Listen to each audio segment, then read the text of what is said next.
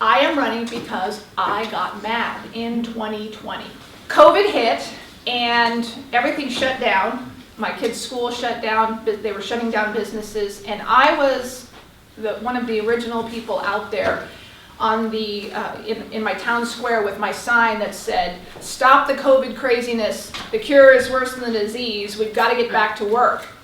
My daughter's school, the high school shut down, all the schools were shut, and they kept telling us, "Oh, we're going to go back, we're going to go back." They were lying.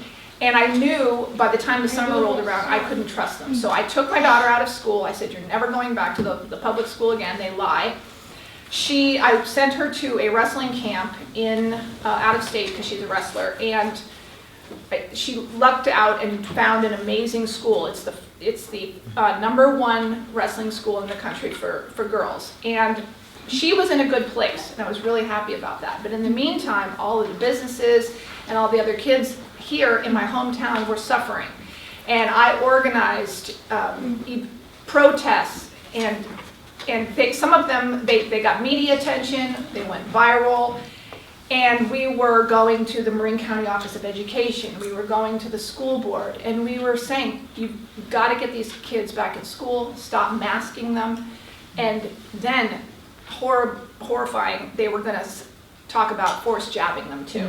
Yeah. So that was absolutely insane. Parents all over the country were also realizing the indoctrination that was going on in the schools with respect to the anti-racist theory, critical racist theory, and the worst, the radical gender ideology.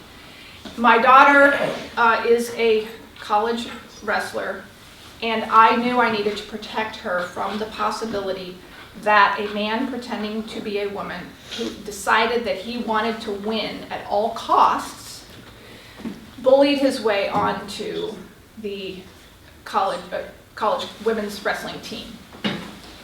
I was ahead of the game. I was one of the first people that stood up and talked about these issues. I talked about them when it was difficult. Now it doesn't seem like it's so difficult. More and more people are talking about how we need to protect women's spaces. We need to have parents be involved in the gender issue. Yep. And the COVID jabs, as the list of deaths and illnesses gets bigger and bigger, people are really questioning that.